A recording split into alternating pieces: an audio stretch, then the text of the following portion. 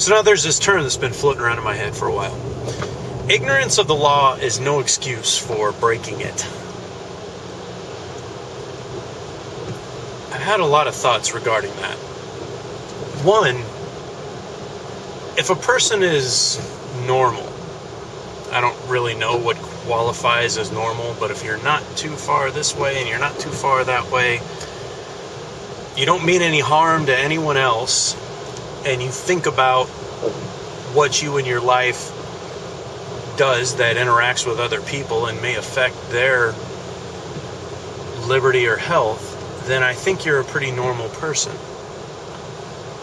Should a normal person's behavior be that far out of law, out of line?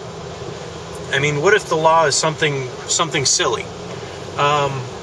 Take, for example, a pistol, a handgun. A handgun is not allowed to have a forward grip. And when it does have a forward grip, then it becomes either a machine pistol or a submachine gun or something along those lines, and it becomes a different type of device because of whatever law it is that regulates it. Now, that's not the only particular law, but you know, the punishment needs to match the crime. And if the reason for the law being written is to take care of something else because you have a bad guy that's using a certain type of weapon, well, by golly, make a law that goes after the bad guy, not a law that's so far out of normal that it creates outlaws.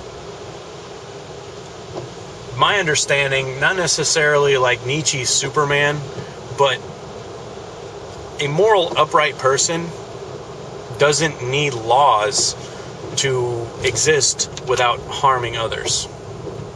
He just doesn't. I don't know. I don't think necessarily, now if I can head off some of these counterpoints off at the pass, I do understand that there's some laws that a person may be ignorant of that do make sense, and I do get them, and if a person does violate those laws, then they get to go to court. My hope, hopefully, is that if they do go to court for these laws and it is proven that they are merely ignorant of that law and the law itself isn't good or is senseless, then the judicial process is able to be the check and balance that it's supposed to be.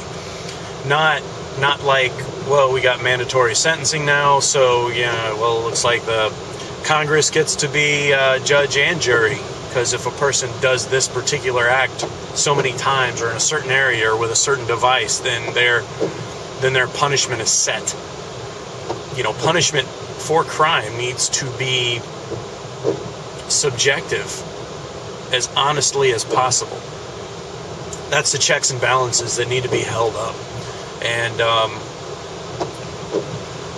I'm going to try to do a better job of being aware of when these balances are imbalanced. And I know I've mentioned the mandatory sentences, and what I'll do is the next time I bring them up, I'm gonna link y'all up to actual cases where this is going on, because I think it's a mandatory sentence is the most outlandish,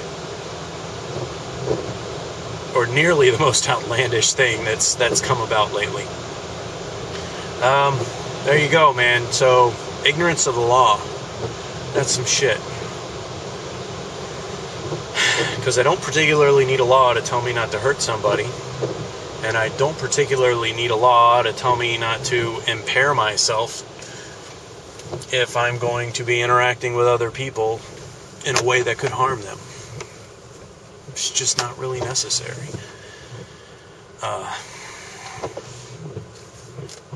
I think anything beyond that is smacks of egotism.